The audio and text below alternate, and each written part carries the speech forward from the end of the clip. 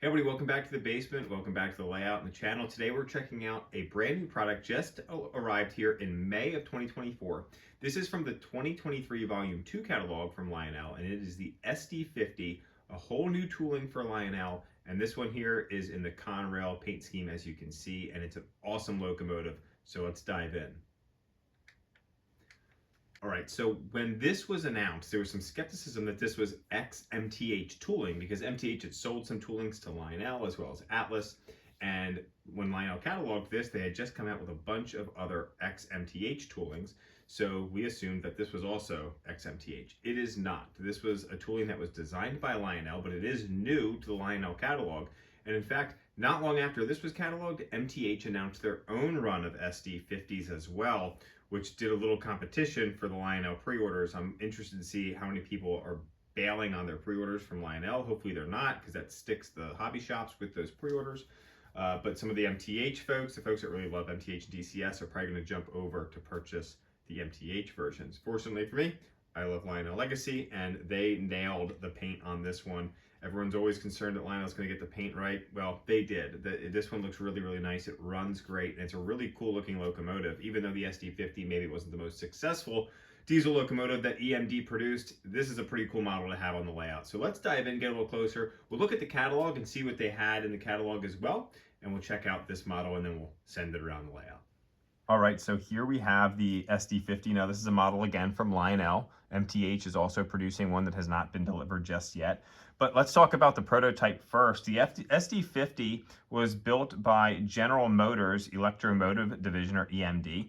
Built between 1981 and 1986. It was a 3,500 horsepower diesel electric locomotive. So this was an answer to GE's Dash 7 series that were just a really popular locomotive. Now the predecessor to the SD50, as you could probably guess, would have been the SD45.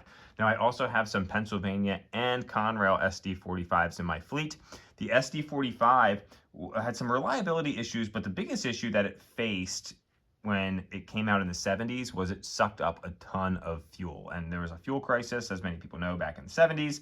So people turned away from the SD45 and SD45-2 and their gigantic 20-cylinder engines.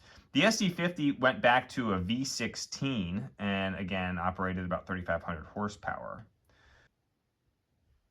By the time the total build for these things ended, there were 431 of them produced. So quite a lot of these things were built, and you know they could kind of be found all over the place. Again, obviously you've got Conrail, that was a big purchaser. They had 135 units of these were purchased. But if we look back, you know, the Chessie system had 20, Chicago Northwestern had 35, the C&O, again, Chessie had 43. Denver Rio Grande Western, 17. The Missouri Pacific had 60, and Seaboard had 81. Now, Lionel did catalog a few other versions of this. They did a Chessie version, which is pretty cool. It's got the B&O on the cab side. And then we have the Rio Grande version, which is black with the zebra striping on the front. The Missouri Pacific one's really cool. It's kind of got that Union Pacific scheme, paint scheme on it. They did do an NS version, and then they did a Reading and Northern, because the Reading and Northern does operate SD50s now for their scenic railroad and some other freight service as well.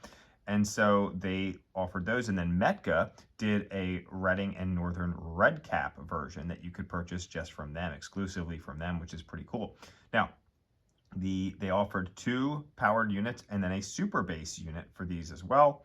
The Reading version only had 1 powered unit and 1 super base because Metka did another powered unit with the Red Hat. So that's kind of why they only offered 1 powered version in the catalog. But pretty cool locomotives. Now, these models do need 054 curves. They are 19 inches long, and they do have kinematic pilots. So, you know, they're not fixed pilots, but if you look here, the pilot's not attached to the truck. It is separate. So, you know, it does allow it to, when it's coupled, you know, if it needs to bend a little bit, it does do that. But for the most part, it does look a little bit more prototypical, even though it's got that big lobster claw on the front. Now, again, I think that Lionel did a really nice job nailing the Conrail blue on this locomotive. It's really cool. I enjoyed some of these old late transition era, you know, 80s era diesels. They just, again, they're just these companies trying to figure out what's going to work and what's going to be competitive. And I think it's cool that you go from the SD45 to the SD50. It's just so much longer of a locomotive. So I love how they did the black ventilation and so forth. We've got diamond plating on the walkways there. We've got the bump out here, and then you've got the step that you can kind of come up and step over that for the walkway. We've got the fans in the top. We do have a fan driven smoke unit as well. You've got all sorts of separately applied details like the handrails, grab irons on the front. We've got some chains and so forth. And then our controls are accessed from the top hatch. So you can just pop this off. You can see they're just held on by magnets. And then if I lift you up a little bit, you'll see there's our controls right there. So we have our run program, our smoke on off, and our Bluetooth on off switch as well. And this is completely reversible. So it doesn't matter which way it goes back on, but it just pops right into place like that. All right, looking underneath the locomotive here, we do have an IR sensor for your Lionel sensor track. We've got 2 sets of powered trucks, and we've got our traction tires on the inside axles there as well. Underneath here, you'll see the speaker housing in the fuel tank, and then you've got the Bluetooth logo and then the Lionel voice control logo. That's a new one there. From the underneath side here, if we come back a little bit, you can see the kinematic pilot, how that operates there with the wires for our electrocoupler, which we do have on the front and rear of this locomotive. Now, if you want to pop the shell off of this locomotive, it's pretty straightforward. There's just a couple screws on the front and the back, and we can pop the hood and see what's underneath.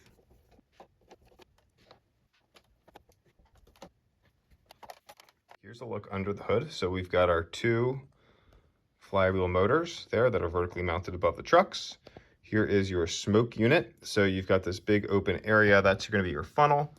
And then it's going to funnel down into that smoke unit there. And then you've got your fan. And, you know, if you ever need to service this is how you have to get down here to get to this piece. But one thing to keep in mind is you don't want to overflow these. Put too much smoke fluid in, then it overflows, because look at what's right underneath it is all of your boards, and you don't want to be messing with those. That's actually going to be where our controls are in the back, and then we've got the LED lighting up front as well, so we've got some boards for all of that. There is going to be your antenna right there at the very top of the cab. So pretty nice. This here is to block the motors from the windows in the cab. So it just is your backdrop, if you're wondering what that is. Dispatch here. Please start up and stand by. Over. Yes, sir. Start up and stand by. Out.